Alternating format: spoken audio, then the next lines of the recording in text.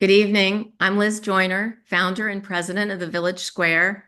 And on behalf of the Village Square and Florida Humanities, we're delighted to welcome you tonight to Invisible Rulers, the people who turn lies into reality, with our very special guest, Renee DiResta.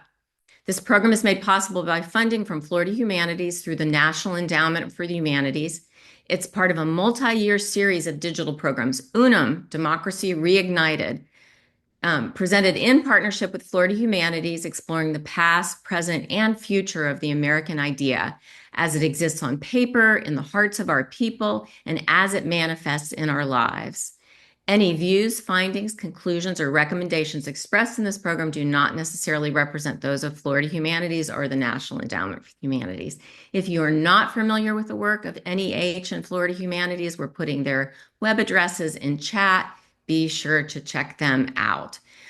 We have got a cool treat for you tonight in this last program of the fourth season of Unum series. Florida Humanities Executive Director Dr. Nasheed Majouan is joining us to say a word. Welcome, Nasheed. Hello, hello, Uh, hello, hello. Yes, yes. Thanks for having me. This, Liz, is a wonderful partnership. 4 years of excellent discussions, the brightest minds and the perfect times, sensitive topics made real for our community. And as we explore the conversations that we need to have and the conversations that must occur at our kitchen table, the NEH, National Endowment for the Humanities, and as Florida Humanities as the affiliate, we feel proud that we are able to champion these discussions and address it across the 67 counties of the state of Florida. Unfortunately, in recent times, and to our listening audience, as you may or may not know, the support we have from the National Endowment for the Humanities has been placed at risk. In the meantime, as that is working out, Florida Humanities has erected a capital campaign, a campaign to fill in the gap. We lost about $1.7 million. That money allows us to bring Smithsonian exhibitions to Florida, a partnership with the Library of Congress Center for the Book, books for summer reading programs, exhibitions, lecture series, tours of underserved communities and unsung heroes around the state, remarkable stories. We are Florida storytellers, and we capture and share the story of Florida identity. Whether you are a seventh generation Floridian or a first generation Floridian, 20 plus million people in Florida, we love to tell the story. And we welcome you. We are excited to announce that we have funders, Hugh Culverhouse, the Mellon Foundation, and private supporters are coming to the charge. Our board of directors, our circle of friends, the Village Square, all of our partners are saying, we love to do this work. We love the work that Florida Humanities has been able to champion for the past 50 years. And we It's want it it's to the continue. it's the heart and soul of Florida. Yes, And yes, you may not even know that you're attending something that was supported and made possible from Florida Humanities. You're all over the state everywhere. yes, yes. And that's a good point. It's not always about us. We want to support the good work of our partners. It's the best of brand partnership all the time, every time. But we make sure that the identity and the brand of museums, historical sites, libraries are at the forefront, and we are a partner to make sure their good work continues. And so at the end of this program, there will be a press release and a link so you can see the work that we provide. And we've been sharing around the state, Forum magazine, for 50 years, and we want to continue. We will continue, and with your support, we will champion these turbulent times. And thank you, Liz, for this opportunity to break into this wonderful program. And I will go back to being a fan of this Well, program. I thank will you, give them the Nasheed. link. Thank you for making this program possible. We Thank appreciate you, Liz. you. Love you guys. Thank you. Um, so you could go ahead and check out that link, but we'll also send some a link later on. A couple other announcements. The chat window will be closed tonight, but you can ask questions at any time during the program by clicking on the Q&A link at the bottom of your screen. If you haven't taken our pre-event survey yet, if you can just take a moment to do that, We're dropping that link into the chat window as well. It's part of a major nationally scoped research effort to better understand division in the United States. And we want to thank our streaming partners tonight: Bridge USA, USC Center for the Political Future, Living Room Conversations, National Institute for Civil Discourse, Listen First Project, Common Ground Committee, Braver Angels, Civic Health Project, McCourtney Institute for Democracy, Unify, Talking Politics and Religion Without Killing Each Other podcast, Citizen Connect, Center for the Humanities at University of Miami, Network for Responsible Public Policy, and our wonderful long-term local partners, Tallahassee Democrat and WFSU Public Media. We couldn't do this without you. Now it is my distinct pleasure to introduce tonight's special guest. Renee DiResta is an associate research professor at the McCourt School of Public Policy at Georgetown. Previously, she was the technical research manager at Stanford Internet Observatory, a cross-disciplinary program of research, teaching, and policy engagement for the study of adversarial abuse in current information technologies. She studies the way people attempt to manipulate, harass, or target others online. Under the bipartisan leadership of the Senate Select Intelligence Committee, she led an investigation into the Russian Internet Research Agency's multi-year effort to manipulate American society. Renee was a principal at Seed Stage, a venture capital fund, O'Reilly Alpha Tech Ventures, and spent 7 years on Wall Street as an equity derivatives trader at Jane Street. She is the author of 2 books: The Hardware Startup, Building Your Product, Business, and Brand, and Invisible Rulers, the topic of tonight's conversation. Renee, welcome. Thank you for having me. It's great to be here. I want to put in a little plug, in case you don't, for your book, Thanks. Invisible Rulers. I really believe that this is one of the most important books that we can read right now. I think sometimes in this kind of high conflict environment, it's easy to get caught in the signal and I mean in the noise and forget about the signal. And so to me, what you study, what you write about, it's what's transforming our society, and we better pay attention. Thank you very much. I appreciate that. So let me start by just asking you, what is an invisible ruler? So the term is a reference to Edward Bernays, actually, who was a propagandist for the U.S. government, the Creel Commission, in World War I. He was also Sigmund Freud's nephew, and he wrote this book. Yeah, he was Freud's nephew. He wrote this book in 1929, the book Propaganda. And at the time, the term wasn't a pejorative yet, right? This was before World War II, so it wasn't yet framed as like that thing the Nazis did. It was a term sort of for information with an agenda, and there was actually this idea that it was an obligation of the government to communicate to the people the complicated, realities of the world. There was Walter Lippmann was a contemporary of his around the time, and he talked about how people think and feel in different worlds, and it was actually the kind of obligation of the government to help bridge those gaps. So this was it sounds very paternalistic and controversial to say that a century later, but this was one of the ideas of the time. And so, invisible rulers comes from a sentence in Bernays's book, Propaganda, where he says there are invisible rulers who control the destinies of millions. And he has about a paragraph long discussion where he's arguing that our minds are made up largely by people we've never heard of. And the book is talking a lot about advertisers, marketers, people who shape the public mind. And the book rather seamlessly moves back and forth between marketing and political propaganda, because he doesn't really see a distinction between the two, actually. He sees it very much as you're shaping the public, you're shaping public opinion. And funny enough, Shaping Public Opinion was the name of one of Lippmann's books, Crystallizing Public Opinion. And so they have this idea, and they're writing this a century ago, just this idea that there are these people that you are unaware of whose job it is to influence you. And that was where the title of the book came from. And so, I mean, it is like kind of a through line through the book that to me is just remarkable that, 80 and 100 years ago, we were dealing with these same issues with different new technologies. Right. So one of the things that I wanted to connect the book to was the idea that propaganda isn't new. I, I didn't intend to be in academia. That happened sort of by accident. It happened through a series of kind of, strange events where I just was invited to participate in research projects just to answer interesting questions that I was interested in. And that was sort of how I wound up in academia. But as I was doing that, there was an entire terminology that was beginning to unfold. This was where misinformation, disinformation, there was conversations about Russia that began to happen around 2016 with the election and the sort of revelations about the Internet Research Agency.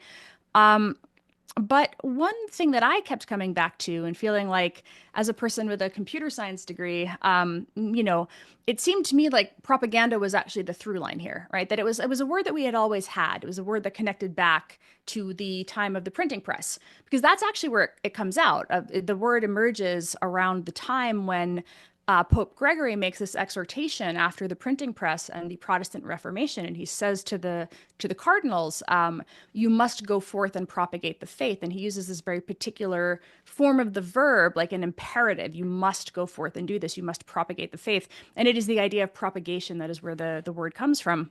I did And it's not the know that. idea, yeah, so it actually ties in directly to the aftermath of the printing press and the Catholic Church's realization, the Catholic Church trying to maintain its hold on power, right? To maintain its hold on the people, to spread the truth, the word, the gospel, to send the missionaries out.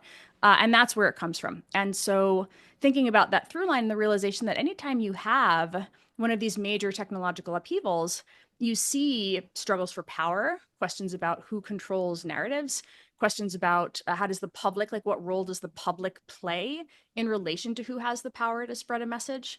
And interestingly, there's also a lot of people who write, kind of scholars of propaganda who write about the complete inability to separate the technology from the message, right? You can't actually differentiate these things because the content you produce is so shaped by the power that the technology gives you. And that's where you get at like media theory. And so I was very interested in understanding it more in those terms as opposed to just this idea of misinformation or disinformation, which to me focused a little bit more on like the substance of what was being said as Yeah, opposed to the role that it played in society.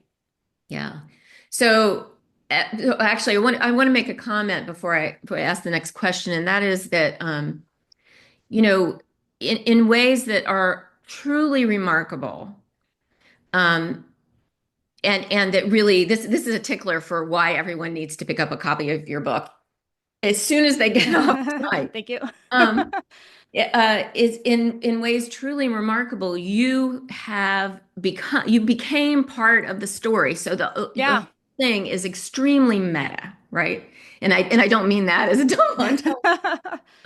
But you are writing about this, learning about this, and you became part of a story in a way that I think that what you have to share with us is just the sort of the next level. It feels to me like you are so many miles ahead of the rest of us in really understanding the depths of the situation that we're in.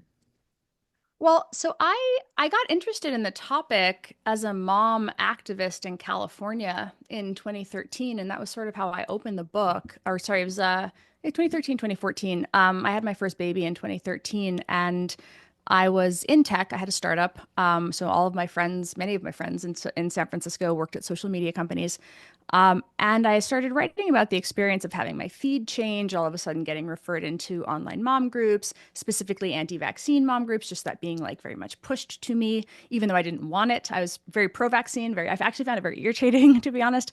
Um, and writing about that experience and then the Disneyland measles outbreak.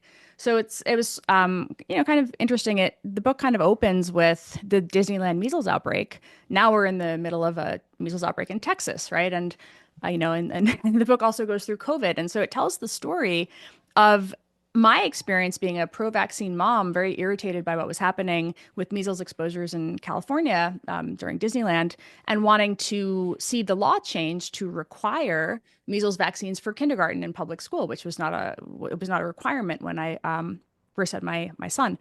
And getting involved in that process and realizing that the anti-vaccine movement had really established influencers, established online crowds, really understood how to work the algorithms of social media, public health officials did not even bother. They didn't see a point.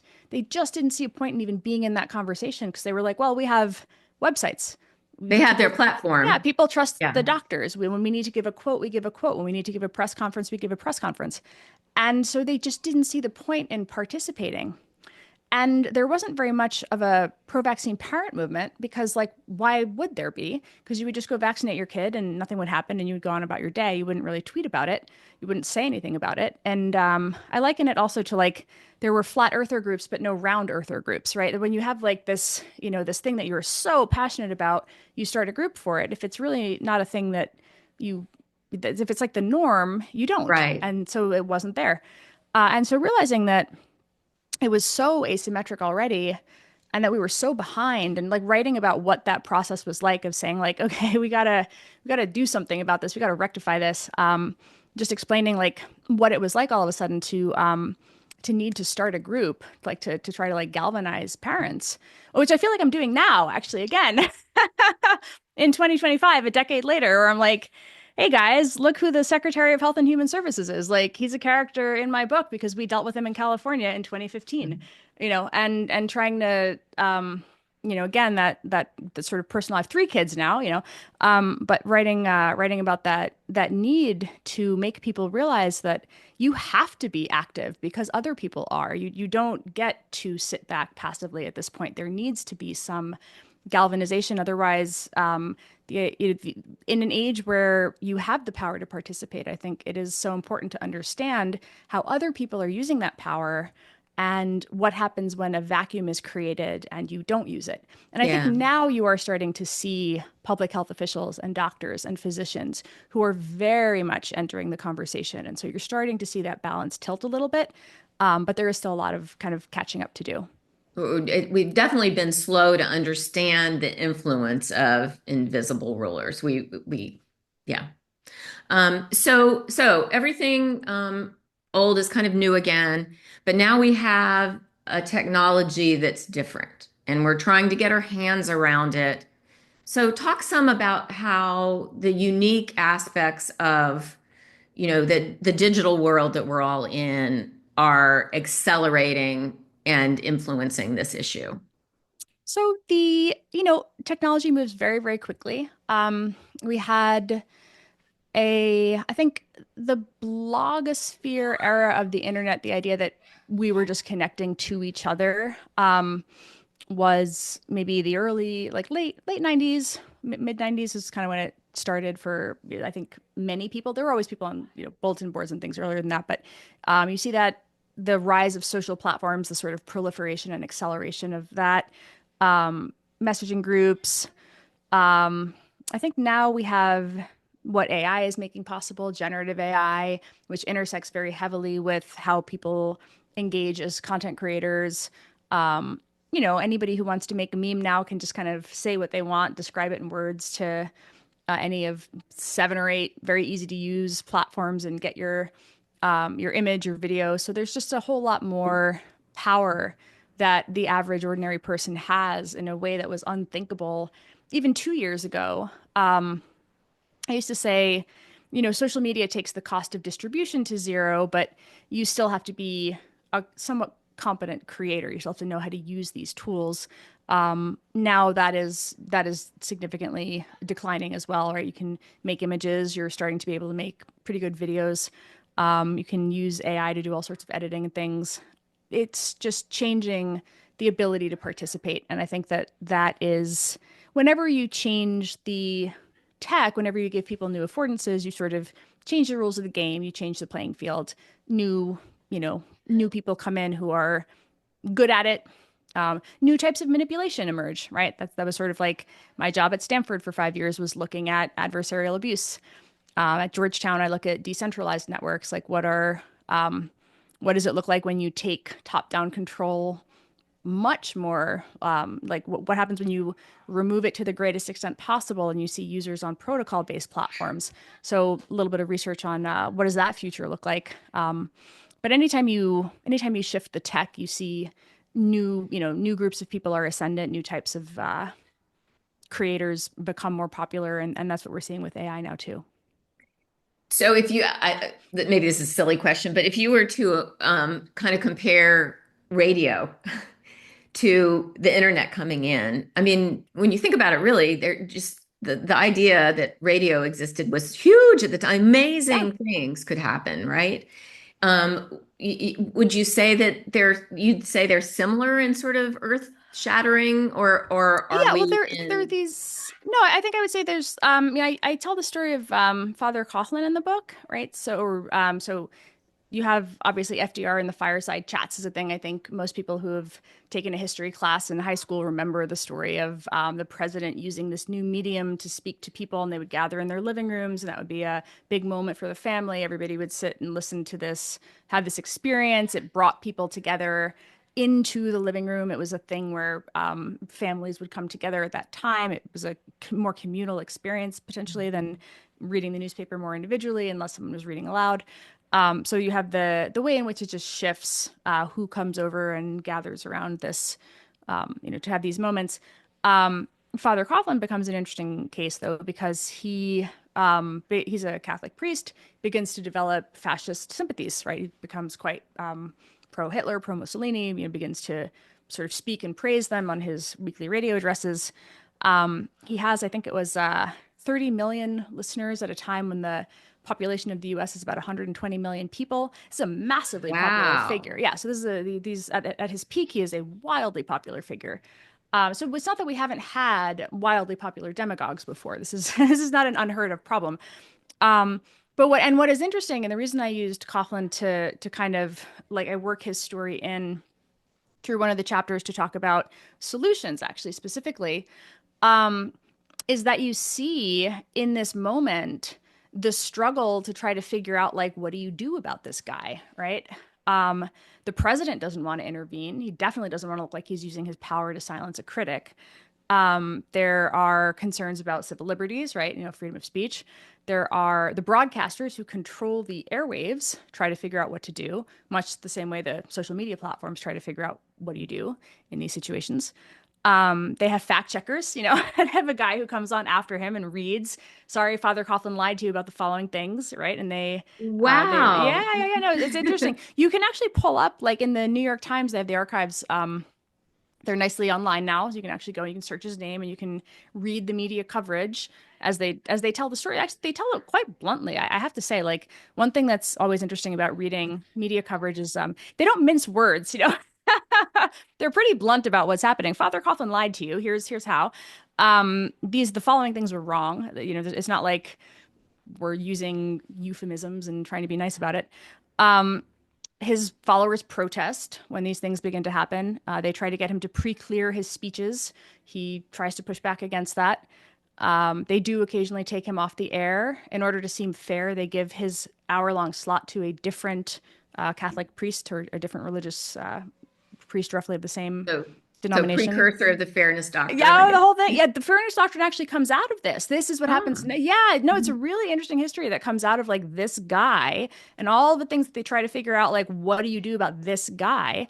The Institute for Propaganda Analysis emerges. You've got these academics who try to figure out, like, all right, from a civil society response, instead of fact checking his individual claims, can we help people recognize the rhetoric, right? Because if you look at fascist rhetoric, there are certain types of phrases that are very common, certain ways of othering people, certain lofty claims that are made. And so they start annotating his speeches just to point out very common types of language that he's using, very types of rhetorical tricks, of logistical fallacies. And so they're doing that, and they're literally passing these things out to kids in school and to people at the community centers. This is like an educational framework that's not fact checking. It's not like he got this thing wrong. It's much more here's how you recognize what this kind of rhetoric appears as. Eventually, though, just to answer the question to like end the story, it's the Catholic Church that ultimately yanks him, right? And so it is the correction from within his own community that is what ultimately kind of solves the problem, if you will. And that's so it is a bit of an unsatisfying ending, I think, from the parallel standpoint, because it is this point of like the correction comes from the norms in of the community self-policing and saying, okay, you're Hmm. done. And that I think is so for all the efforts that these different other groups try to make, whether it's, kicking him off, leaving him on, all these different attempts, it ultimately winds up being the church exerting its influence that ultimately makes the sort of final determination. Which seems kind of worrisome in times when Yeah. institutions are under a lot of threat. Yeah. So I want to pull a couple of it's an incredible discussion in the book about Father Coughlin as just sort of an important case study in early propaganda, and also in how much I mean, so many of the ways that you fight this are things that they already know. I mean, and you pulled a lot of the wisdom out of that experience. But the one thing I want to focus on is just to have a discussion kind of about how human nature plays into this, importantly, Father Coughlin was tapping a lot of real Right. Resentment. feelings and anger and like real things that were important that he tapped into. So talk some about, what you've learned about how human nature is a real part of this. Yeah, so it doesn't emerge in a vacuum. I mean, propaganda works when it works because there is a real sentiment that it is tapping into. In this case, this is, the Great Depression, the forgotten man. That is who he is speaking for, right? He's a Catholic priest, and so he has that credibility. He doesn't start off as a fascist. He starts off as a person who is originally a supporter of Roosevelt, who becomes very, very disillusioned and sort of goes down this.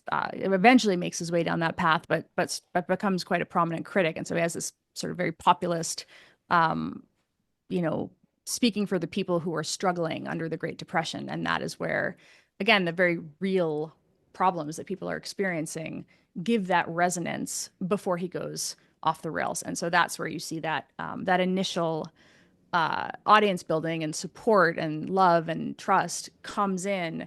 Also is the imprimatur of like being a priest, right? So there's a sort of natural sort of authority and trust that goes with that. But there is this, that's where a lot of him and that parallel you see in a lot of other ways too today.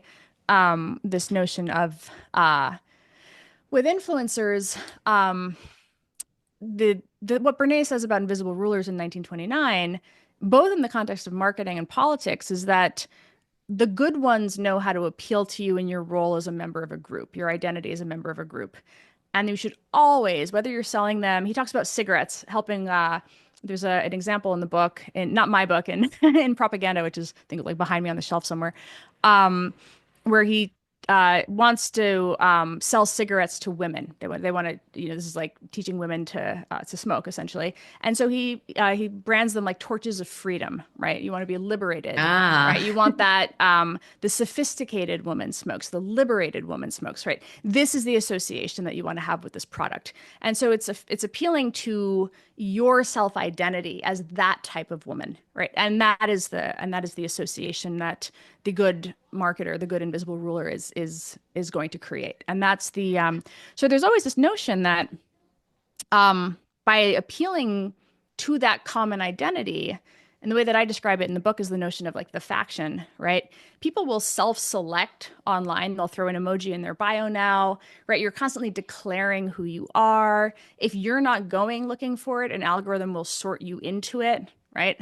And so that constant reinforcement into that group identity that becomes so important. And then one thing that you see in social psychology is the dynamics around groups tending towards taking on the characteristics of the most, the loudest, the purest, right? The most like ideologically pure. And you see that happen online also. The people who maybe are caricatures of a political identity where you meet the average Republican or Democrat or progressive or what have you on the street, they're not that hyper hyper caricatured figure that you see on social media, but on social media, you're rewarded for performing that extremism. And that's that extreme version of that identity. And that's what you see. And so that's where that association is created and actually kind of like pulls people in that direction if they want to be seen as good members of the group to receive credibility within the group, to be rewarded for participating as a member of the group. And it's really interesting to watch the intersection of human nature, the real concerns that people have, the real things, like they're talking about real issues, right? Things that Yeah. they actually do care about, but then also the incentives of what social media drives them to do, so far as both the type of content they create, what they're rewarded for creating, and how they're rewarded for behaving. Yeah. So this is kind of one of my hobby horses in that my first professional job was I was a therapist and did family systems therapy and group therapy. And one of the things about the moment that we're in is I feel like we are way underplaying how powerful the influence of groups are in the current situation that we're in. And so to me, online, especially, but I mean, it's true in person as well, that we are so impacted in our behavior by groups. And this is all of us. Like it's really easy to see this in people on the other side, right? Yeah. And think, oh, well, yeah, they're just being, it's groupthink. But all human groups do this. They just do. They grow more extreme in the direction of the majority view to the point of actually misunderstanding factual reality. And so if we're going to, address things like this, we have to be very conscious of the composition of our groups. We have to, I love the old concept of the Queen's loyal opposition. That, Yes. if I'm going to make a big decision, I want to hear somebody telling me why I'm wrong about Right. it. Yeah, I think that dynamic, we're even moving into separate platforms now. And you see that because it does the problem that you have on social media, I think, is that the vitriol extends into the real world and people know that, right? And it carries with it a risk. And so, yeah, I've been yelled at on the internet for the better part of a decade now.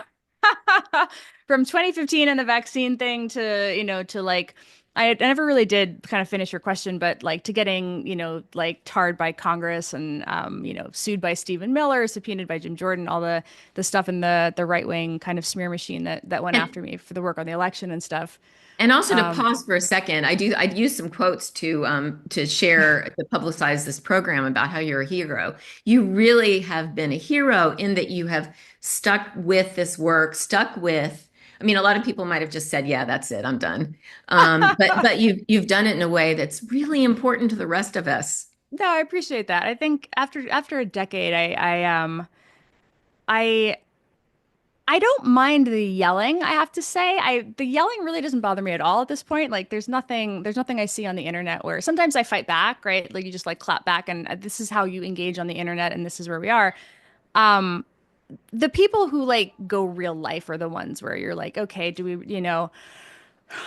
the thought that you have to like when I talk to people who are like, oh, I'm in public health, I want to engage more online. And, the primers that we give people are like, okay, well, like you should start Googling yourself. Is your address findable? Are pictures of your kids on the internet? Like it's weird to have to tell somebody if you want to talk about your work, you should make sure there's no pictures of your children on the internet. Like that is a very bad place for us to be because the problem there is that like you're chilling speech and you're pushing people out of the conversation because you're making it feel too risky to participate. And that is actually in fact the intent of that behavior. That is why they do it. And so I think that aspect of the harassment component that goes along with it is where you get beyond just strident expressions of like bad opinions, right? Yeah. Which, like, fine, we can have bad opinions, we can yell at each other. This is in the realm of political discourse, fine. But it's when it begins to feel threatening that you see people withdraw, and then that creates even more of a vacuum where you have even more of the people who are willing to behave in the worst possible ways are rewarded, and again that type of dynamic becomes ascendant. So I think for this question of what how do we like you want to incentivize people to participate. But what we're seeing now is because of that dynamic, that it's not a public square, it's a gladiatorial arena, that feeling that if you're on certain platforms, you're more at risk, means that people increasingly gravitate to platforms where they feel like they're not going to get flack. And that means that they're almost also not going to hear pushback. And that's so that is the trade-off, right? You're not going to get yelled at, you're not going to get doxxed, you're not going to have like weirdos making threats. Um, but you're probably also not going to see a very, you know, unfortunately, like what you want to do is have that interesting diversity of opinions, but without all the without all the Yeah. like the bad people, without all the trolls, you know. Yeah, that's true. So almost anywhere that you go out, except the Village Square, I might add. But almost just so many of the places you go out and you seek those kinds of opinions, you're right, it comes with the icky stuff when I think it didn't No, at it a doesn't certain in the point in real time. world, right? I mean, it really doesn't in the real world, actually. I live in DC, right? You're surrounded by many people with, all sorts of Yeah. opinions. And um, it is very interesting here. You'll have conversations with people who are on the complete opposite side of a legislative or policy issue who will very candidly say, like, look, I'm going to absolutely destroy your article on that. It's not personal, but, like, I'm sorry, that terrible opinion can't be allowed to stand, right? And that's fine. I mean, it's policy. People fight hard. But it doesn't turn into like a personal attack, right? And that I think it's like, how do you have a constructive disagreement? How do you have something where you're debating an idea? How do you have something where you're engaging around a perspective as opposed to what you see on social media, where the term that we use is nut picking, where you'll see somebody who will take a random person and make them the main character of the day by saying, like, look at this person's terrible opinion. But what they're really doing is sending a mob after that person, right? They're holding them up as an avatar of like, this is some idiot progressive, or this is some crazy conservative. And that is the intent, in fact, is to send the mob after that person. And they do it by finding a ridiculous statement or opinion, or and unfortunately that became, I think, very much a norm on a platform like Twitter. And this is where you see people beginning to say, like, it's just not worth engaging, I'm just going to go somewhere else. It almost seems like it's become kind of a societal norm in a way. I mean, Yeah, no, it came when into the you real turn world. on, Yeah, yeah, 100%. yeah, you turn on different, you choose your news sources and you'll get like a set of nut picking things, right? And then it does feel, I mean, it feels like we're falling for it.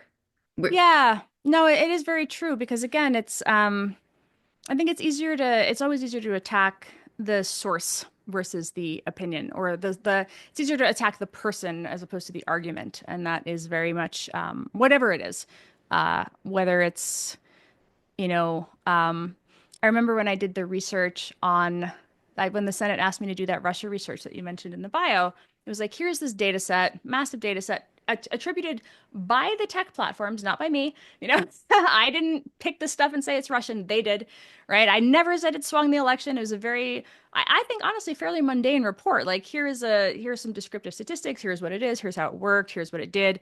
And it was provided to the Senate so that they could then fold it into their report. So my report informed the Senate Intelligence Committee's report. But it did say that there was a very, very clear and unequivocal preference for Donald Trump and against Hillary Clinton. There is no possible way to look at that data and come to any other conclusion. It is just not a partisan thing to say. Nonetheless, the easiest way for them to respond to that, unfortunately, was to crawl through my political donations and see that I made one political donation once to Hillary yeah, Clinton, once during the primary, and then I became Clintonite operative Renee DiResta, and like that was it, right? yeah. And that is how it's done. And so, again, like I said, I've been doing this for a decade now. It's not a surprise to me. I understand that this is how it is done. But what's very interesting is that I don't know that the public understands that that is how it is done. And so one of the reasons why I write so much about this, or why whenever I get hit piece media inquiries, which again is just part of the job, I screenshot them and I post them to social media, both with the inquiry from the reporter and then my response in full, right? Because they're only going to take 2 sentences if they even quote at all, right? Yeah. And I'm like, let me explain what is actually happening in this interaction. Let me explain to you how a story like this is actually constructed. I want the public to understand how the media operates in these moments, and like what is actually happening here, and the incentive for them, the incentive for me, and what is actually happening in this exchange. Because I think that that transparency is actually the best option that we have, where I don't have to ask that reader to trust me. I'm just saying, here it is. I'm laying it all out. You can form your own opinion, but this is the full engagement here. Here is their full article, and you can decide for yourself, like, you know, who to trust in this encounter. And that's Yeah. really all I can do. So, Yeah. And of course, part of the problem is that, as you described, the people who've just had enough are sort of checked out yeah, for understandable reasons. And totally. and you talk a lot in the book about how we're getting a very incorrect picture of the numbers of people on extreme sides of our polarization, Yes. it gets confusing because, like you said, if you just had a normal experience, you're not really online doing it. Right. Exactly. I think that it's we call it majority illusion sometimes. That's one of the ways to describe it. You can, if you if you have a whole lot of people who are very quiet and six very, very loud people, and you're only seeing the posts from the six very, very loud people, and they have a completely different opinion than all the very, hundreds of very, very quiet people, you're going to assume that the majority opinion is those six loud people. And this is a thing that social media, unfortunately, really reinforces that perception, because what is curated, like, first of all, people have to be posting in order for you to see it. So there's this phenomenon in social media, social networking, the 90/9/1 problem, where 90% of people do nothing, 9% kind of lurk and participate occasionally, and 1% produce the overwhelming majority of the content, right? So you have that dynamic of like, who is creating the stuff that you might see anyway. Then you've got, are the people who are creating the stuff good at being sensationalists? And influencers often are, right? That is one of their skills. They know how to create something that resonates. So you have a lot of things stacking up that make people form perceptions of what the average person believes that is actually not true at all. And you can see this reflected when people get into actual polling data, but you don't see it in your day-to-day life. And so you can form like a very incorrect belief about what the average person thinks or what the majority opinion is.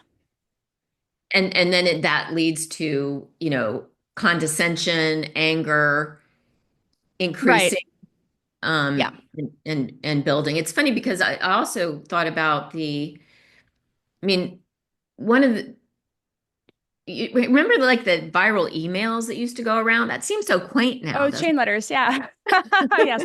Or it? Nigerian princes. Yes. Yeah, yeah. And Yeah. they were important and powerful politically. Yeah. And partly because you felt like somebody that gave you that information, right? That they're closer to you somehow. And now we have to deal with not just an email, but everyone, like the spreadability of it. I can't remember exactly how you described that, that just we're now talking everybody to everybody, which seems pretty unmanageable. I think it's the many to many. Um, it's the question of, you know, who do you, I think there's an interesting question of like, who do you think you're speaking to when you're on social media? I struggle with that sometimes. I wonder, there are certain platforms where I think, okay, this is, I am aware that it is public, but I've definitely had a couple things where I've said something that I think is just sort of funny and off the cuff, and it's wound up like embedded in a news article, and I think like, oh God. I wouldn't have used those words if you had called me for a quote, right? Because you speak in different tones and different phrasing, and like your context when you're putting something out for an audience of the extremely online is different than if you think of it as like this is going to wind up in the New York Post or the Washington Post, right? And And almost you're like it's engaging very intimate, right? Like differently. it's a private Yeah, it's right. conversation. It's not even no, I know that it's not, it's definitely not private for me anymore, but it's but I think of it more as speaking to people with whom I have some sort of relationship, right? There's like a follow, like I speak with them quite regularly. Like I like to talk to people on social media. I talk back and forth constantly. Actually, I don't just use it as a broadcast tool. So when it gets taken out of that conversational context and I find it used somewhere else, it feels ever so slightly jarring to me because it's been decontextualized. And then it usually has my title attached after it also, which is like, you know, and I just think like, okay, if you'd called, like, oh, did I just mute myself? No, okay. No. Where you just feel like, you present differently somehow. And I think that that question of who are you in what moment, in what context is social media makes that a little bit weird. And I think people who are influencers or content creators, and I don't consider myself that, but people who do that, like they do have that sort of always on relationship where they present and they engage very differently than media, which broadcasts to somebody, and the influencer is constantly talking with somebody. And I think for people who either spend a lot of time on social media or were like just digital natives, there is that feeling that you're having a constant intimate conversation with your 100,000 closest friends. Um, but it still feels different somehow than writing something and posting it somewhere, I guess. Yeah, it really does. There's something pretty unique about it. When my kids, when we let them go on Facebook, we basically said we were their first friend because they had a tendency to think that this is a place I can be away from my mother, you know. And said, yeah, you got to friend me first. Sorry. Yeah, But I think it's the same. mine are not old enough to be on. My oldest is 11. But they consume it at 11, which is interesting. Like YouTube is really the thing. I've been surprised at how much like what a big role YouTube plays in the lives of middle schoolers, just as far as they watch streamers, they like to play video games and they watch streamers who play the video games better than them, and then they talk about what the streamers do. And and you as a parent are responsible for knowing like which streamers are like G or PG versus like weird, you know. That's really um hard. And so yeah. it basically propagandizes through some of the same Yeah, because they never news. just stay on topic with the video games, right? Either your kid is also going to get exposed to whatever else, like whatever other chatter makes their way, into other topics of conversation. So live streams are a no, but YouTube video clips of streams at least are, you can read a transcript and like kind of clear it. But again, that only lasts so long until they're a little bit older, and then it winds up being you're just trying to give them good life advice on how to think about how to listen to and engage in spaces. Speaking of, my 4-year-old just wandered in. I'm going to try to move her away from the mic. Oh, that's the best part. Pets and kids are the best part of the Zoom life. So and actually, I'm kind of surprised that this hasn't that you still are so digital and involved in social media. It hasn't turned you off to it. So two-part question. It hasn't, and why? And then maybe like what are your rules going to be, do you know, when they're old enough to be online? Yeah, no, I've been on um I got my first blog when I was in like fourth or fifth grade. So let me sorry, I'm just like work her out of I love that. I love the the architecture. hand. It's I great. know it's like that she's got the same energy of like that little kid who like, came in with the guy on that BBC presenter when we were all home during COVID, and he was she really is like that. That is my third child is like very boisterous little kid. But no, she's her dad just got her. She's out. Oh, darn. Um, I'm like, you're on duty. Where are you? Um, no, I feel like um I have always really enjoyed it. It is where I get information from, make friends, find interesting topics. Like it's my default for if I have time to kill, there's always something interesting to see or read or do. I really genuinely enjoy it. There are a lot of, like I said, over the last decade, there are blips where, you're like, okay, Clintonite operative Renee DiResta, time again, But can't let that ruin it all. With the kids, I think um that I think about a little bit differently. Again, social media didn't exist when I was in middle school or high school. Their blogs did, right? America Online and like chat rooms and, bulletin boards and stuff did, but the visual component wasn't really quite the same. It wasn't like kind of algorithmically pushing you down weird rabbit holes. There weren't filters. You weren't constantly videotaping yourself or like posting lives or whatever. So we don't really love that, and I'd like to keep them out of that for as long as possible. So I teach them how to use it more as a content tool. Like my son loves to code. My daughter really loves art and music. She's actually in a Procreate class right now. She still does like Outschool and stuff. So they're very hands-on and they use a lot of tools. We just try to keep them away from like the Yeah. the self-esteem crushing stuff. Like I would rather they be outside playing with the neighbors' kids than and like sitting around on Instagram and they play Fortnite but only with like chat turned off and stuff like that. Yeah, So. yeah. Well, so I want to remind people that if they've got questions for you, we'll turn to questions Mhm. shortly. That just pop it up in the Q&A, and then I want to maybe spend a little bit of time on some of the solutions to the challenge, and one principle that you discussed that seemed really important and that seems like it's easy to get confused by is that it's not what is it? That a lot of times, really what we're talking about if is limiting reach of accounts, Mhm. and that we aren't, it's not speech, it's reach that's the issue. Say more about that.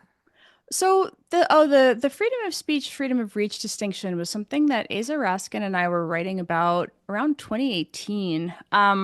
It wasn't a moderation debate actually at the time. It was a curation debate. It was the question of like how do platforms think about what to uprank or downrank? Because the one thing that I think, again, people hear that and they think that there's some sort of plot or like thing that we are arguing should be amplified or suppressed. No, every single social media platform with a feed is ranked and there is no neutral. And I think that people are surprised when they hear that because they think that there is some baseline neutral and like reverse chronological feeds. Reverse Mhm. chronological feeds are perhaps as neutral as it gets, but the fact is people don't like them and platforms don't use them. And they are always trying to default you to move you back away from reverse chronological. And that's because reverse chronological, it actually incentivizes spammy behavior by users. Because then people will post constantly to try to So that be it's at the that top top. post. Yeah. Yeah. And so that's one of the reasons why, as much as people might say, like, oh, I want a reverse chronological feed, if that was the default, again, whenever you change a default, whenever you shift a technology or a ranking algorithm, people will adapt very quickly to game the new system. And so one of the things that we wrote about was the need for transparency. So when a platform is making a determination about what to uprank or downrank, and again, the other thing that people have to understand is that the free speech rights on social media belong to the platform legally. And this is another thing that I think is there's like some gaps in understanding around. They might adhere to the general value of trying to maximize free expression by not taking content down, which I absolutely support. But when it comes right down to it, the platform gets to decide how it's going to curate, what it's going to uprank, whether it's going to allow you to be on there, what it's going to surface. And it has an incredible amount of power. And so, one of the things that I've written about over the years is the problem of that unaccountable private power, because it has it, but it's very not transparent and users have very little control. And so if it chooses to use it in certain ways, I have argued that it should be transparent about how. So Elon put freedom of speech, not freedom of reach. It's actually his content moderation framework, which was Oh, really very surprising to me. Like you never know where your work's going to wind up, right? But there it is, and it was because he pointed out to his user base 100% correctly that it is really the only thing that you can do because there is always a weighting function, always a ranking function, and someone somewhere is deciding what is going to get surfaced. And so what he said is we're going to allow certain types of content, including hate speech, to stay up on the platform, but we are not going to give it widespread amplification. And that I think is really, now again, not every platform has to make that decision. And I think the value of the free speech rights being with the platform is that every platform can and does make that determination for themselves. So there's actually a really interesting sentence in Rumble's terms of service. Rumble is kind of like a right-wing flavored YouTube. Rumble has a you can't post content that glorifies or supports Antifa. Now, this is a term of service that exists in like no other platform. And I love that for them. I think it's fantastic. It's just such a weird niche thing. yeah. But like, These God are our bless them for rules. it. Yeah, these Mhm. are our rules, our site, our rules. And if you don't like it, you don't have to post on Rumble. You can go post your pro Antifa video on YouTube or wherever else you want to post it. And so I think that understanding of like we should want to see a proliferation of platforms. Like we should want to see a lot of social media platforms. We should not want all that power to be concentrated in three. We should understand that when they have that power, they should be made to be as transparent as possible. I think that legally that is where the regulation should be. That transparency should be compelled. And I think we should also want to see legally and perhaps compelled as much granularity of user control as possible. And you can do that through things like mandated interoperability. So there's a variety of ways in which you can try to encourage giving more control to the user so that the user can say, I want to uprank this, I want to downrank that. And that also gives more power to the user as opposed to creating this illegitimate feeling system of like someone is deciding what I see. So that is how I tend to think about these things. And that is where that freedom of speech, not freedom of reach argument really came from this, everybody's arguing that like it's this binary question of, we're arguing about freedom of speech on social media. No, that wasn't what people were actually fighting about. They were really fighting about who got attention and whose content landed on the top of the feed. That was the Yeah. fight that people were having. And so if we were going to talk about it, we should talk about it in those terms. I completely agree. But then you had to understand that there's no such thing as neutral, and we should have like a clear set of like a clear framework for understanding like what that meant and how users could have more power and visibility on platforms that are centrally controlled by, unaccountable private power. Yeah. And you also talk about the importance of transparency in the government's role Yeah. in terms of taking down content, that's been Mhm. a problem in the past that they haven't been transparent enough. So I say most, can't say all. Many governments, these are global platforms. It's the other thing that when we talk about who has free speech rights, other governments can and do request content takedowns with some regularity. Right now, there's a conflict happening between India and Pakistan, right? And the Indian government is rather notorious, actually, for requesting content takedowns when it considers the Modi government, when it considers it to be in their interests. And you will see that happen somewhat, not infrequently, I should say. The government of Turkey recently requested that some content be suppressed on Blue Sky, which is a smaller, newer platform, right? And so Blue Sky has labelers that indicate what, that essentially will geofence content. So users in Turkey could not see the offensive tweets that the government requested be Uh, blocked. Now, they mhm. still stay up for users outside of Turkey, but users in Turkey can't see them, or users in Turkey using clients that use that labeler cannot see them. So there's a variety of ways in which this happens. Now, some platforms, and in the United States, you will see the government occasionally reach out to tech platforms. And the question of do they actually explicitly request a takedown, that doesn't happen very often. It's actually kind of anomalous. What they'll more often say is like, hey, you see this happen like during COVID. this kind of content seems like it would be hurting people, you know, or like, why is this still up? You know, like this was the Biden, like you're killing people, you know, during COVID. This actually was a case that made it all the way to the Supreme Court. The Supreme Court ultimately found that the plaintiffs didn't have standing to bring the case. These plaintiffs who alleged that the government had requested that their content come down.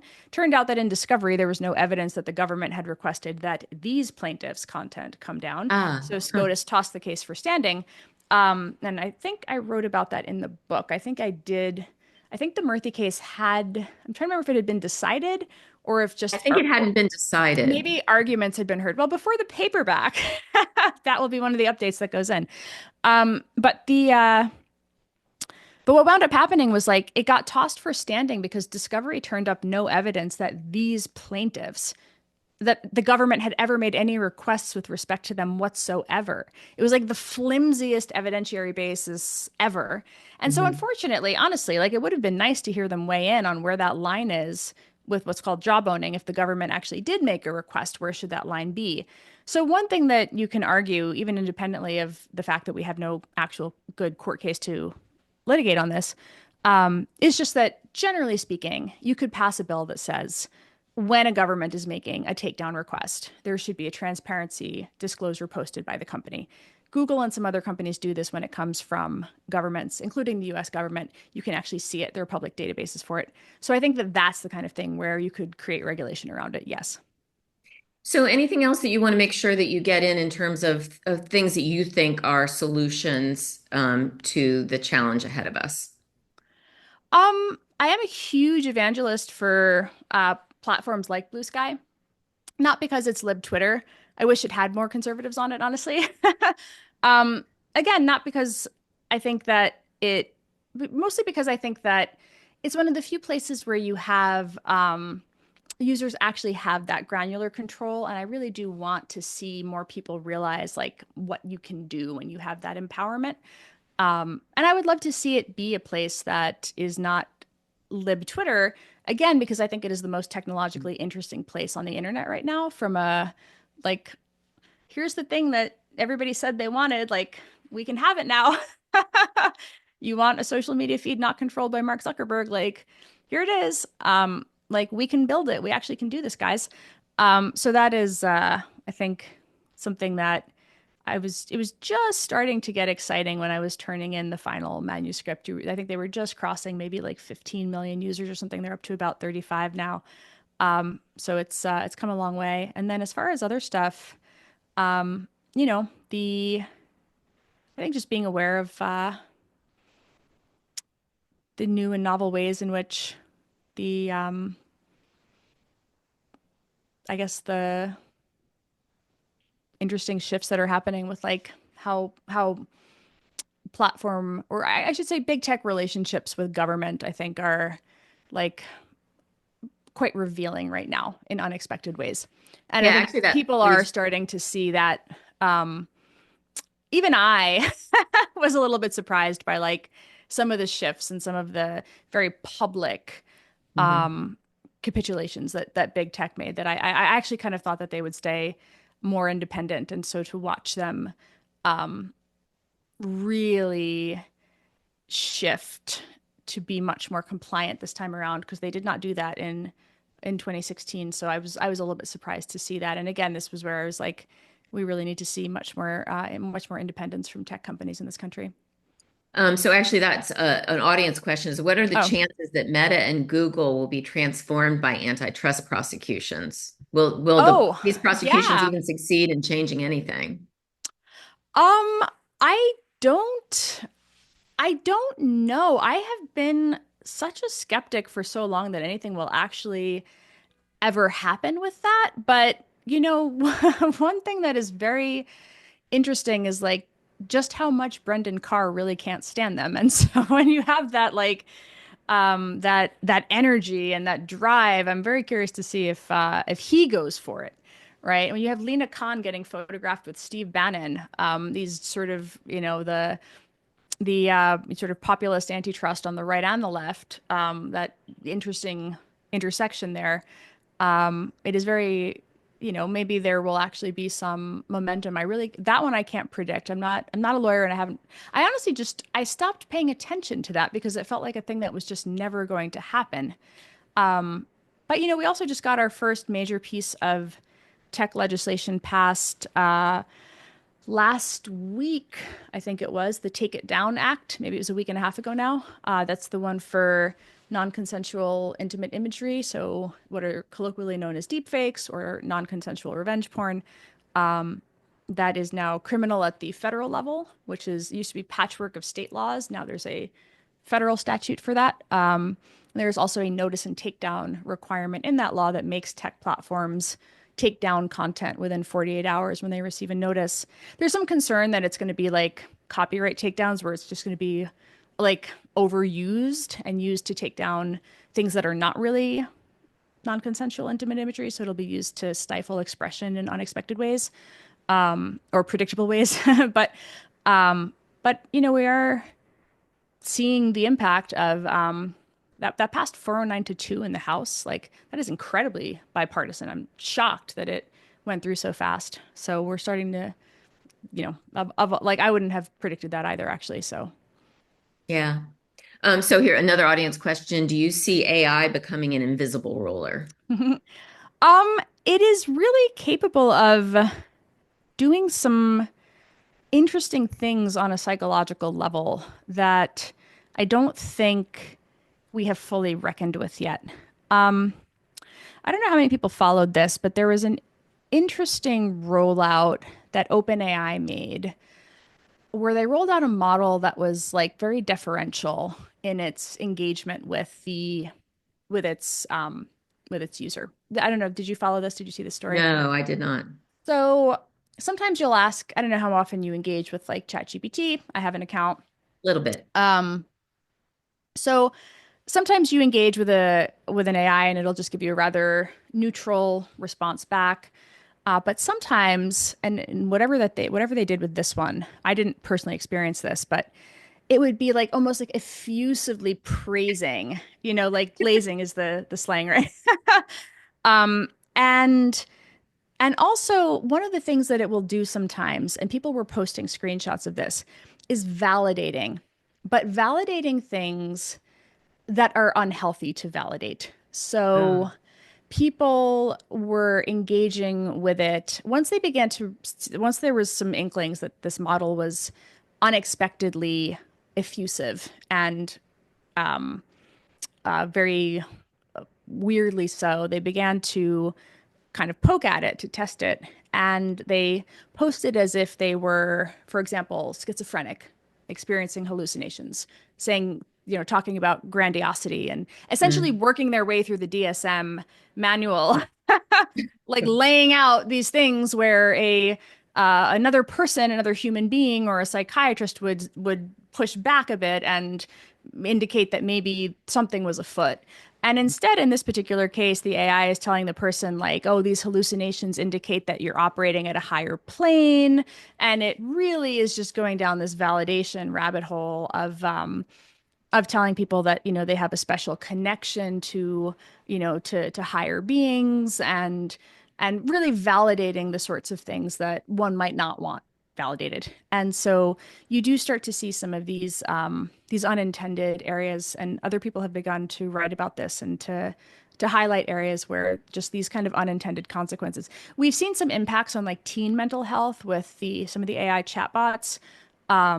We've seen areas where they've taken teenagers into like kind of like adult content type situations, but this was sort of a new layer on the sort of the combination of the persuasive power of these things plus the unintended ways in which, without appropriate guardrails, they were doing some things that were like potentially like significantly unhealthy.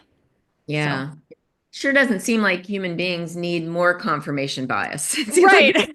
plenty all by ourselves Right. You operating. don't need it to tell you like how fantastic you are and how you're never ever wrong. But that but that was the direction they took it. I So wonder if we could have an AI platform that was the Queen's loyal opposition. That is like, you it would might be more know. useful. I actually do that. I do that with mine a fair bit. Like I'll periodically upload an article before I post it and say like, what did I miss? Like what argument did I not address? That's so What well, great. but no, I mean, I do it almost more as like a what are people going to tell me I'm an idiot about? You know, what stupid logical mistake did I make in this argument here? Or like where is the or honestly like just what argument would you make in response to this? What did I miss? It's actually a fairly good debate partner too. This is another thing that I've found as I've like done debate prep, but for various events and things like that. And I think if you use it in that way, it can be quite a valuable tool. Like I actually prefer it as a tool of pushback. I don't like it when it's whenever it says something like this is a very clear and concise essay. I'm like, yeah, Yeah. I don't want to hear that. Like, give me all the things that are bad, you know? Yeah. Like I Um, want an editor, not a complimenter. Yeah. yeah, I had suggested a while back that we should like Facebook should have a depolarize me button and you can punch it. So And Google has this there's this thing called the Habermas machine for anybody who wants to read an interesting paper that Google DeepMind, their AI team, did in conjunction with Twitter's community notes. So Twitter's community notes only show up when a certain number of people across what the notes algorithm intuits to be the right and the left in the US or opposite sides of the oh, spectrum agree that a note is valuable and neutral and then so this means though that because that agreement has to happen a very low percentage of notes actually clear that threshold, something mm, like 12%, 14%. It's very low. And so the idea behind the Habermas machine is that the AI can solve that problem, meaning it can actually rewrite things to be in more neutral language. This is a thing that an LLM can do quite easily. And so it could solve that neutrality issue, which might lead to a higher percentage of these things clearing if the objection is to neutrality in language. So there are some interesting ways in which you are seeing it being used exactly for that kind of thing. yeah, that's well, Yeah. that's great. So we're getting questions about, what can regular people do in this environment? And here's one specifically. Given how toxic social media apps such as Facebook and X are, is the citizen's onus to refrain from feeding the beast by deleting our profiles? Or do we have an obligation to stay online and engage in respectful way, even um, if that, if our feeds will likely have very little impact or notice given the algorithmic incentives? They're generally struggling with that dilemma. What do you do? Um, I engage on the ones where I feel like I also personally get value. So I don't really post on X anymore because I just stopped finding it enjoyable personally. The only time I'm on there or posting something is if I feel some sense of I need to do this for some reason. Like there is like a particular objective that necessitates me writing these words. Oftentimes that's a fact check, unfortunately, related to some stupid court case or whatever about me. Um, but the uh, but the rest of the time, I just don't find it that fun. Um, but there are other ones where I think you can engage, and sometimes that's you just have to decide how you want to. Some people feel quite happy just retweeting stuff that they think is even positive stuff, right? You don't have to retweet the rage content. You can find the people who are doing the bridging, right? The people who are, we call it like disagreement without being disagreeable, like the people who can articulate a point of view in a way that is constructive or friendly. And then there are, if you choose to post, you can decide when you don't have to feel obligated. The question of like, not everybody wants to be on video, not everybody wants to post images. I do very rarely, almost never actually. I just prefer text, but it really is just a question of doing what feels right for you. If you have a field that all of a sudden becomes highly relevant, this is the one area where I would say like the doctors during the pandemic, right? Or something Stick like with that. it Where then. yeah, that's the one area where it's like all of a sudden your field is like highly relevant for this like several week period or something, or That's where like getting good information out there is highly valuable. Um, but if it's just sort of being part of the discussion and the discourse and commentary, then do what makes you happy. And there's you write about there's the propagandists are really good at propaganda, right? People who have knowledge base in a certain area aren't aren't necessarily good at it. So, I mean, given the fact that we're unlikely to put this technology back in the barrel, although I would vote to do it, um, you know, do we just have to get good at being able to use it? I mean, Village Square uses it in our work, Yeah. and we work really hard to be as good at it as we can be. I mean, I do too. Again, I pick and choose also, what are areas where I just use it as like a neutral broadcast tool. There's definitely areas still, like I'm still a stridently pro-vaccine mom, right? There's been a lot of conversations about that lately with the stuff going on in Texas, and I absolutely weigh in on that. Yeah. Because I feel like actually in that particular case, um, there are a lot of people who I think are intimidated about being vocally pro-vaccine because they have seen, particularly during COVID, what that looks like sometimes in response, right? Like the responses that you get. And so I do feel like sometimes because I've done it for so long and I don't really care what the responses are going to like, it doesn't really faze me, that doing it almost is like modeling something or like lets people see that you can do Yeah. it, right? And so there's certain times when I know that there are other people who feel like that too, who've been in that conversation for a long time and feel like by being visible, they show people that they can do it also. And that I think might be another area where if you have some really strong tie to an issue, or you understand how to talk about an issue, or you're an identity that's particularly impacted by an issue, and you have a credibility then that comes with that. And you also understand the vocabulary to use that Hmm. goes with that. Because there are a lot of people who might want to speak up, but they're afraid of saying the wrong thing, or they don't feel like it's their fight, or they don't feel like qualified, or they're afraid that someone is going to tell them that it's not their fight, right? Because that happens a lot on the internet. And so I think that that is the other area where it opens the door, I think, for people to see that other people are having the conversation. And again, that's a question of do you feel like it's something that fits the risk profile you're willing to take on, and then the topic that you're willing to be associated with, and then again the recognition, unfortunately, that sometimes people will just decide that that your comment is sufficiently public that they can just take it and stick it in another place, So be which is ready a for thing that that. happens. Yeah. Yeah. Yeah.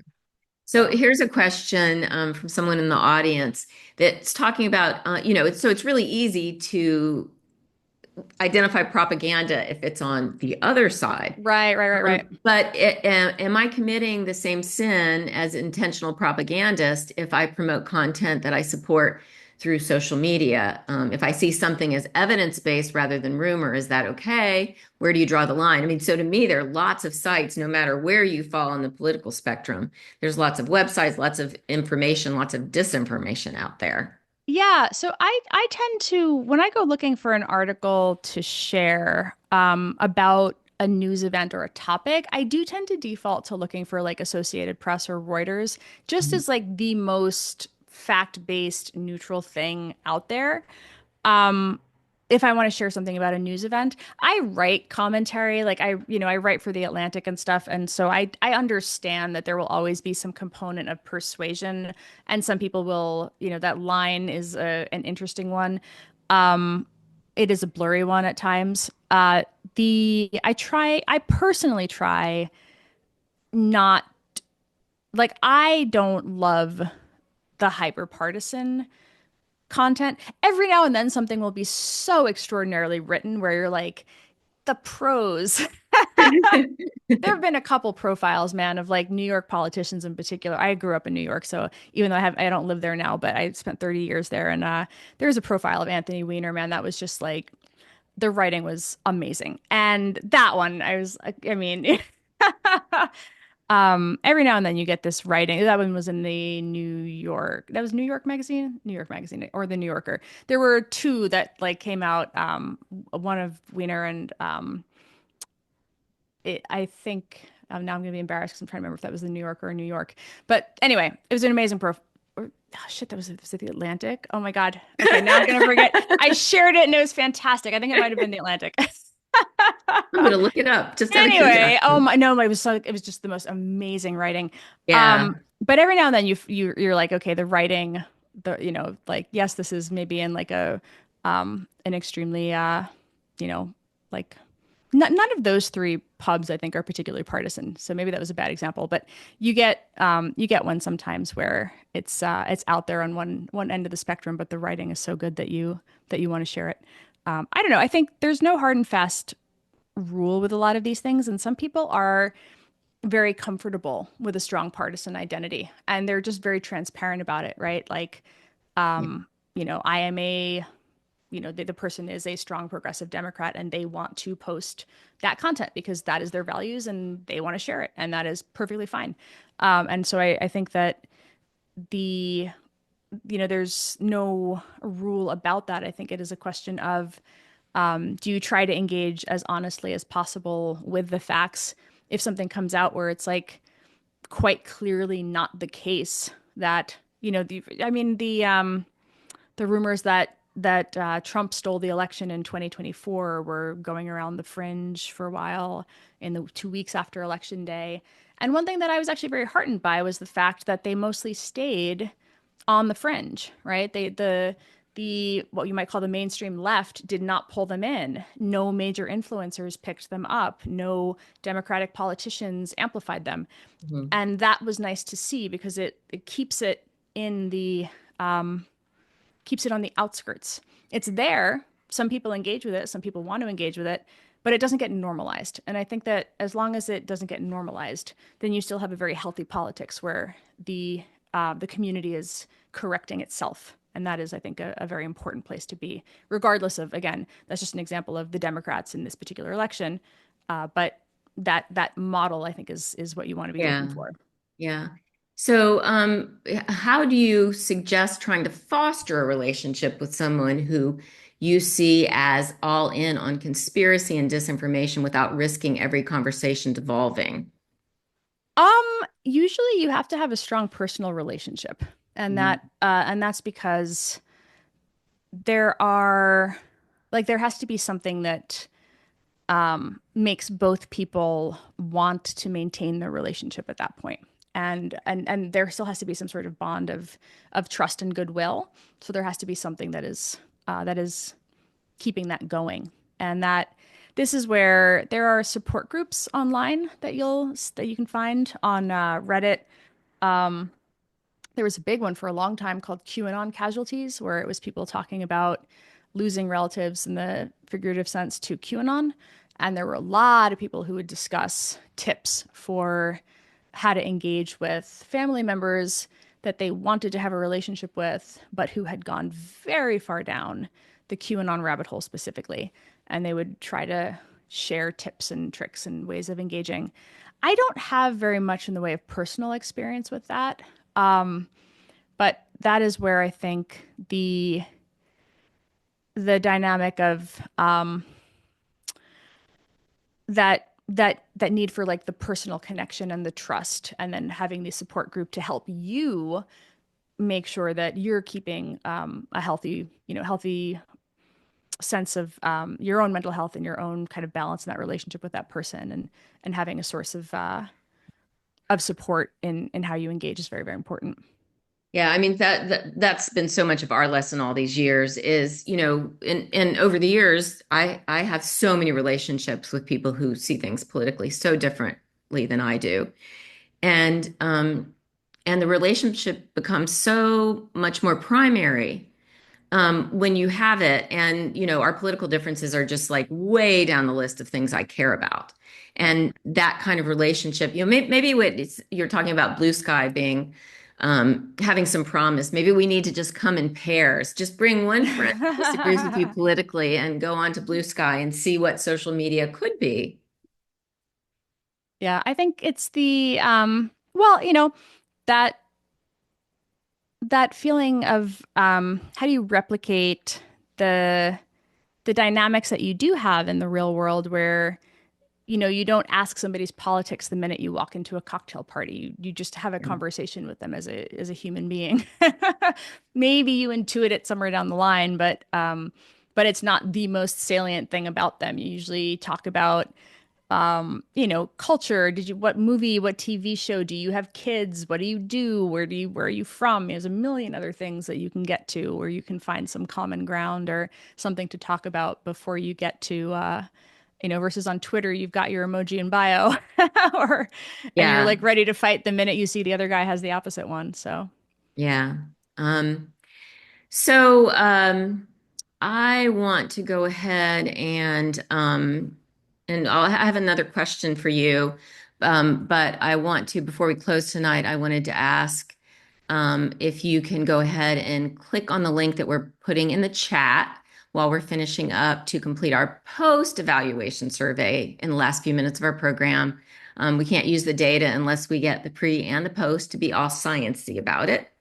And so Christine's going to put that link up in the chat. And then also she's going to put another link up to, I'm going to do this again, which is, please, please read this book. It is so important. So important. It really should be what we're spending a lot more time talking about rather than our political anger, because it's the soup we're all stewing in. And Renee, you really have just done a beautiful job of educating me, I know personally on this. And then also we'll put a link for you to check out Florida Humanities and to support them in their matching campaign. So my question is, obviously we're at a time of it's a tumultuous transition, and you focus a lot on that in the book, that we have to know that's what we're in right now. And that one of the things that we need during this time is we need a genuine desire to share the same reality. That really struck me. I wanted to give you, a moment to be able to kind of pitch why that's so important. And I was thinking about this. Do you remember the movie Don't Look Up? It was from a couple yes, of years yes. back. I was thinking about this again. It somehow popped up in my feed. I think it might have been on Blue Sky actually the other night. Um, I got asked during the promos of that movie to do like this scientist react thing. And I was very like nervous about it at the time because I was somewhat new to academia. I wasn't a scientist. I felt really weird being asked to be a scientist. They had real scientists and then me. I was like the social media person. And then there were like actual climate scientists. And then but what I remembered about it was feeling like, and this was, God, I'm trying to remember where it was timed relative to like COVID. I think it was maybe right like during mid to late COVID, if I recall correctly. But 2021 maybe. But what was interesting about it, I was thinking about it again the other day and just I remember saying like, oh, it feels like a documentary. He's like there yelling at his computer, the scientist who's saying like the asteroid is coming. For those who don't know, it's a story about these scientists who realize that an asteroid is going to hit Earth. They're 100% convinced. There's no doubt. The data is there. The asteroid does in fact hit Earth. Spoiler. But they're there and they're trying to convince the world that the asteroid is coming. And they have this populist president. The title is "Don't Look Up," and she's saying, "Don't look up, look forward." They are trying to keep you from focusing on the future. They're telling you there's no future, but there's a future for you. Don't listen to those egghead scientists. And and people are denying this is going to happen. So I think the reason that this actually matters to get to the point is collective action, right? If you don't have a shared reality, then it's not so much the day-to-day little things that matter. I don't think it's the big things that matter. There is this book that I read, Benjamin Bratton's Revenge of the Real, and I'm like still envious of his title. Um, but it's like the Philip K. Dick saying, reality is that which, when you stop believing in it, continues to exist. I think is I might have just Oh, butchered that, that's but great. roughly speaking, that is the quote. And or reality is that which, when you stop believing in it, doesn't go away. That is essentially the point. And you can argue about whether reality is socially constructed or who decides or this or the other thing. But the point is, you need to be able to take collective action in response to certain threats, whether that's a tornado or a pandemic or something that is going to happen to you where it doesn't care if you believe in it or not. And Yeah. that is, I think, the main problem that that I think about a lot. This issue of when people can't agree on what is a fact or who is trustworthy or whether data is reliable, it's not so much the day-to-day adjudication or the small fights on Twitter or who owned who in what stupid online tiff. It's actually that question of how do you have the ability to take collective action when you need it.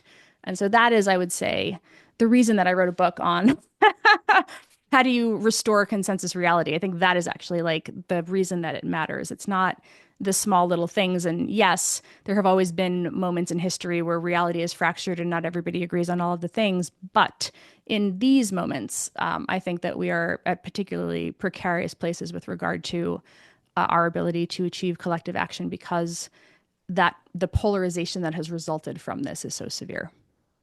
So that answer is beautiful and profound, and it's making me cry a little bit. Although it did make me wonder if I sounded like the agreeable AI cat. No, I appreciate that. That I was was just thinking really. about that I just thought it was so funny to have that movie wind up in my feed, and I was thinking like I actually went back and was trying to find that stupid Scientists React promo because I was like, I wonder if I'm like less mortified by it now 4 years later than I was when I actually did it. Yeah, I'll have to watch that Um, again. That just a beautiful, and and my experience has always been that I always learn something from people who disagree with me politically. I always that there's it's such a valuable interaction. So, thank you. This has been just an incredibly enlightening conversation. Again, everybody go get the book. And Renee, thank you so much for taking time out of your very busy life. I know you're a very Thank you busy so much. human. I appreciate that. On behalf of our host, Florida Humanities, the Village Square, and our streaming partners, we'd like to thank you for joining us tonight, everyone. Good night.